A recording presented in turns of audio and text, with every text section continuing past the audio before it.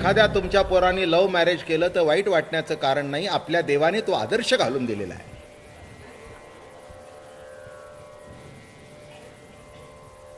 ते म्हणाले हे ऐकण्याकरता आम्ही इथे आलो का? मी तुम्हाला कुठे सांगितलं ऐका म्हणून? मी काय तुम्हाला ऐका म्हणून सांगितलं का? तुम्ही ऐकायला आलाय. फक्त मी तुम्हाला कृष्ण काय आहे ते सांगतोय.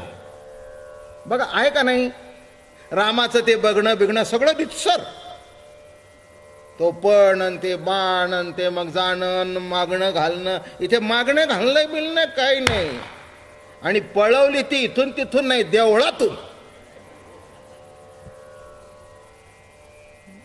Something unique. एका शब्दात सांगू का, या जगातलं युनिक फीचर्स म्हणजे कृष्ण.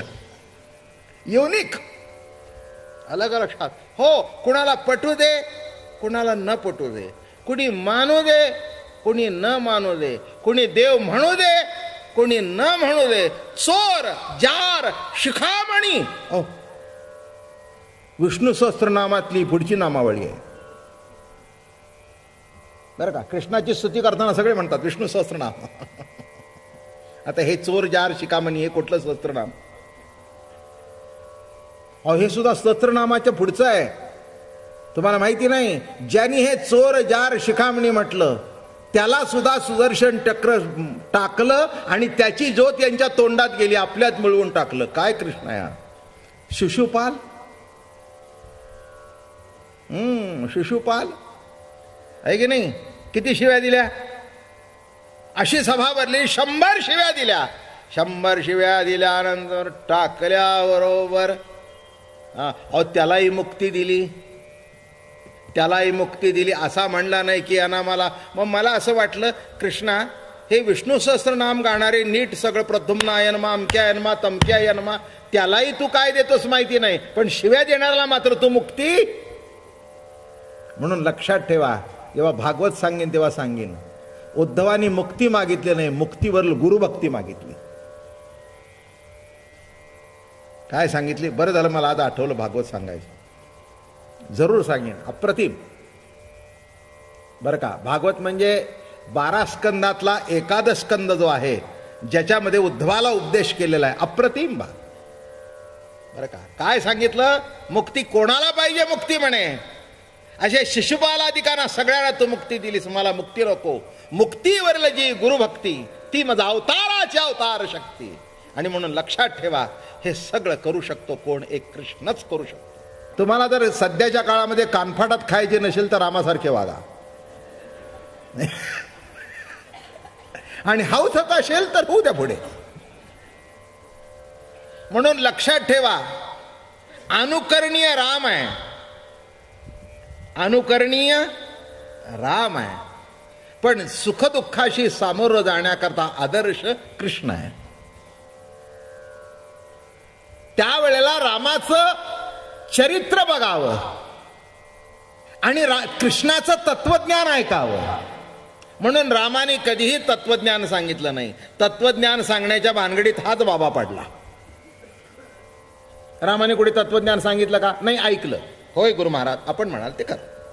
हा म्हणाला, तुम्ही बिमी नाही, मी म्हणेल ते खरं. काय म्हणजे? एक लक्षात ठेवा, कृष्णामध्ये देवत्व दिसतं तशी गुंडगिरी सुद्धा दिसते. रामामध्ये आहे का कुठे? मी का सांगतोय तुम्हाला? सर्वांगाने परिपूर्ण अवतार. म्हणून लक्षात ठेवा, मुक्त होण्याच्या भाषा कोण करतो? ज्याला जीवनामध्ये परिपूर्णतेचा आनंद भोगता येत नाही. तो कृष्ण सर्व बाजूने आनंद भोगत होता. लहानपणी काय तुम्हाला सांगू, त्या गायी काय चारायला जायच्या, आनंद काय लुटायचा, लोणी काय चोरायचं. अरे काय चोरायचं? हा, रामाला जरी वाटलं असतं की शेजारच्या घरात जावं खावं, बिलकुल जाता आलं नाही. किती बंधन त्या रामाला. यांनी पोरं जमवायची बरं का, पोरं जमवायची, दगड मारायची बरं का, ते लोण्याचे गोळे काढायचे, खायचे, सगळ्याला वाटायचे, वानरांना वाटायचे. काय हौस आहे हो. मग आता मला सांगा, हा लीला पुरुषोत्तम दामोदर फारच आनंद, फारच आनंद. आणि चरित्रामध्ये इतका गोडवा आहे त्या, बरं का, इतका गोडवा आहे, इतकी लीला, इतक्या खोड्या आहेत की सगळ्यांना बघून आनंद वाटतो की आम्ही एखादा मुलगा खोड्या करायला लागला तरी म्हणतो अगदी कृष्णासारखा आहे. बरं का, तुम्हाला माहितीच आहे, सगळे संसारिक आहात. 2-4 दिवस ते खोड्या करणारं पोर आजारी पडलं की नाही, मग ती आई असे डोळे, का हो चेहरा उतरला नाही हो माझा बाबा, आता काही करत नाही हो, काय 2 दिवस तापांनी फणफणलाय हो. काय, मी म्हटलं काल तो ओरडत होता ना भयंकर खोड्या. अहो नाही हो, ते निराळा आहे, पण त्याच्या खोड्याने घर भरून आलं, त्याच्या खोड्याने जीवनामध्ये आनंद आला. मी परवाच पंढरपूरला सांगितलं, एका बाईला 10 वर्षांनी पोर झालं, बरं का, आणि त्या पोराला घेऊन निघाली देवदर्शनाला पैठणी नेसून, आणि ते पोर नेमकं त्या पैठणीवर गडबड केली, सबन ते भिजलेलं सगळं अमकं तमकं. आता मी संसारिकच, मी बघितलं, हसलो तिकडे बघून ते सगळं. मला म्हणाली बाबा महाराज, मी म्हटलं बाई 8,000ची पैठणी काय झालं? म्हणली बघा ना कसं करून ठेवलं. म्हटलं कसं करून ठेवलं का म्हणतेस, एवढ्या करता नवस केला होतास ना, याजसाठी केला होता 8 तास. 8 तास कशा करता होता? नाही म्हटली महाराज अगदी बरोबर आहे, अगदी बरोबर आहे. त्यांनी जरी माझं पातळ भरवलं तर त्या भरवण्यात सुद्धा कौतुक आहे, कळलं का? हे प्रेम आहे, हे प्रेम आहे. शेजारच्या पोरांनी असं नुसतं ओढली ना पैठणी, चुरगळली ना, वळणच नाही हो. कसलं ते शेजारच्या बाई वळण लावत नाहीत, आणि हिचं केलं तरी असू द्या यासाठी केला, कळलं का? कृष्णाच्या खोड्यामध्ये सुद्धा आनंद आहे, एक लीला आहे, एक कौतुक आहे. आणि म्हणून लक्षात घ्या, इथे प्रत्येकाला असं वाटतं की जीवनामध्ये आनंद भोगावा, आणि आनंद जो तुम्हाला मला मिळणार आहे तो कृष्णाच्या अवतारातच मिळणार आहे. आणि अशा कृष्ण परमात्म्याने लीला करत करत करत कृष्ण एका धर्माच्या अधिष्ठानावर आहे, धर्म संस्थापनार्थ. मी युगायुगामध्ये अवतार घेतो, पण एक लक्षात आलं का, धर्माच्या उच्चतम पीठावर असून सुद्धा गंभीर नाही. ज्यांनी ज्यांनी प्रकृती धारण केलेली आहे त्याला कर्म कधीही टाकता येत नाही. एक पुन्हा अजून दुसऱ्या पद्धतीने सांगतो, कर्माचा त्याग म्हणजे कृष्णाचा त्याग, आणि कृष्णाचा त्याग करता येत नाही म्हणून कर्म कधी टाकता येत नाही. तुम्ही झोपला तरी कर्म चालू आहे ना, थांबलंय का? तुम्ही झोपता पण आतलं पोटातलं कर्म, अन्न पचन करण्याचं चालूच आहे.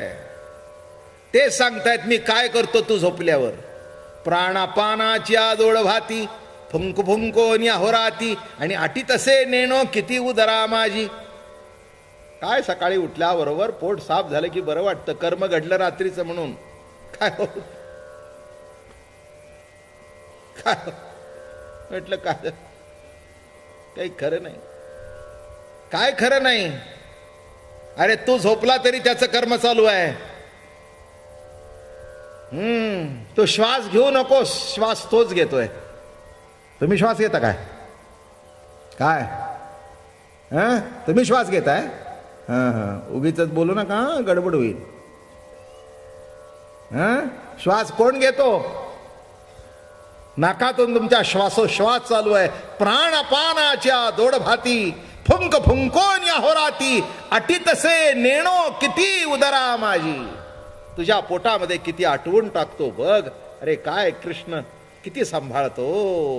असा हा कृष्ण, कर्मरूपाने नित्य प्रगट होणारा कृष्ण. म्हणून लक्षात ठेवा, उच्च पदावर असून सुद्धा गंभीर नाही.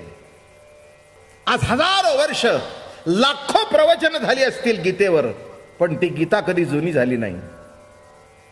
एवढा धर्माचा शास्ता झाला, पण एवढा असून सुद्धा गंभीर नाही. उलट अर्जुन गंभीर झाला होता, त्याचं गंभीर पण दुष्ण्या देऊन काढून टाकलं. अरे काय रे तोंड वाकडे करून बसलायस, काय तुझं थोबाड, काय तोंड वाकडे केलेस, उलट धनुष्यबाण घे हातात. आणि एक लक्षात ठेवा, धनुष्यबाण हातात घेण्याकरता गीता सांगितली, खाली ठेवण्याकरता नाही. कशा करता गीता सांगितली? लक्षात ठेवा, कर्म सोडणं हा कृष्णाचा उपदेश नव्हे, तर योग्य पद्धतीने कर्म करणं हाच कृष्णाचा उपदेश आहे. कर्मस्वामी तू कृष्णनाथा, विषयावर येऊ.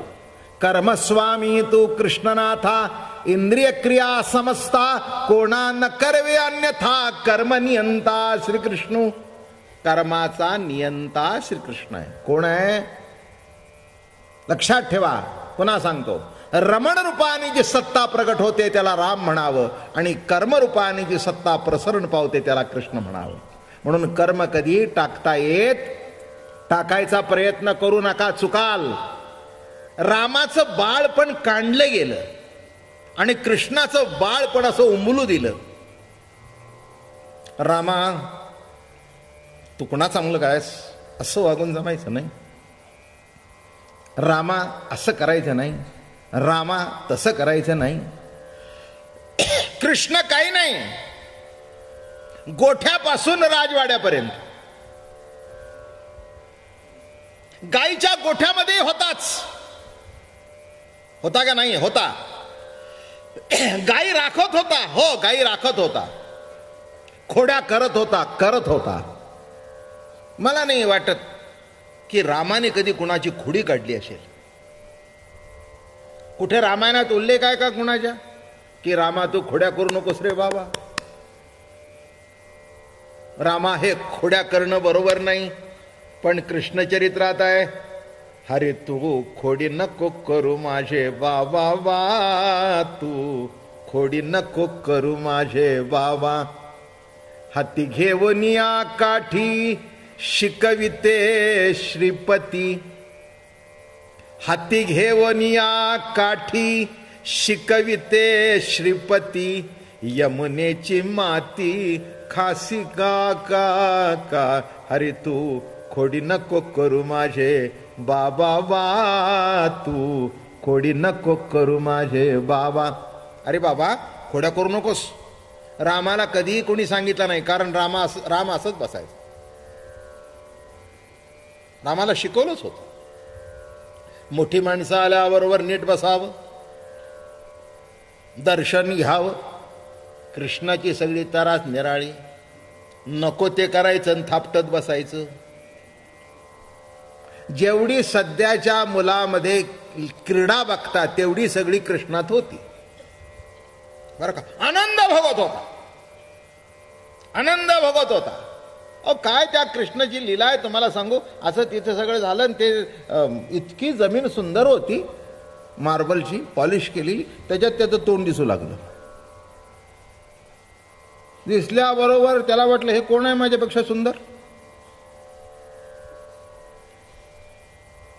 तो तिकडून असं करतोय, तेही असं करतंय. आईला विचारते कोण आहे. आता इतका अज्ञानी आहे का? अनंतकोट ब्रह्मांड नायक इतका ज्ञानी आहे का? पण लक्षात ठेवा, कृष्णाने असं केलं असंच म्हणावं लागतं. हीच क्रीडा आहे आणि हीच लीला आहे. असा बसला तर लीला नाही. जरा कुणाच्या चिमटा काढ, कुणाच्या खोड्या कर, जाता जाता एखाद्या गवळ्याच्या पोराला टपली मार, एखाद्या गवळणीचा पदर पकड.